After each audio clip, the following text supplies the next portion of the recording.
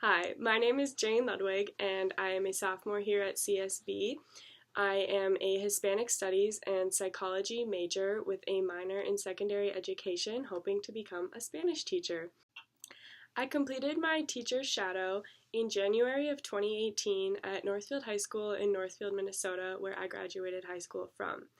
I decided to ask my high school art teacher if I could shadow her because she was one of the most influential teachers I had during high school, and I think that she had really good pedagogy techniques that I wanted to emulate in my classroom someday. She had a few different types of classes. She taught Art 1, so the intro level to art, Art 2, which was like the next step up, and then she taught a variety of elective art classes such as watercolor, printmaking, and a clay class. And she was also the teacher I had for honors art, my senior year capstone type art class, which is the more advanced students who apply to get into the program. And I had the opportunity to actually plan lessons for that class. I got to sit down and look at all of the past lessons that she had taught, and I kind of got to create my own class, which was super fun, but I was really sad because I wasn't actually going to be there to be able to teach it to the students. But it was a really good experience for me to see what it was like putting the work I had done in my education classes into real life.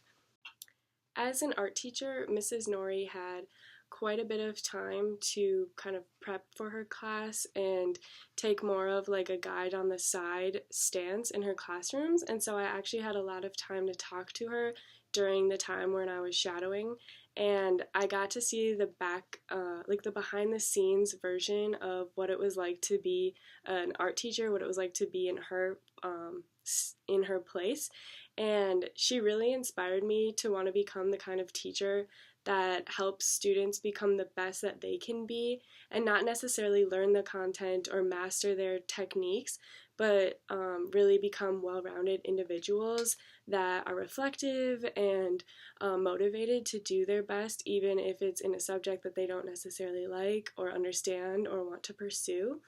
And I think that as a Spanish teacher, I'll have a really good platform to do that with, because it's not one of those core classes that every student is required to take, but something that they'll be able to opt into. And I want to develop a classroom environment that is more of the like building strong relationships with students and becoming like better individuals instead of simply learning the Spanish grammar and moving on and mastering all of the vocab, etc. Because Mrs. Nori had varying levels of talent and ability in her classes, she did a fantastic job of mixing exploratory time with instructional learning time. So most of her classes started off with a well-set plan of what they were going to accomplish that day, that week. They were also finishing up the semester, so she was kind of leading them through the process of how wrapping up the semester is going to look like.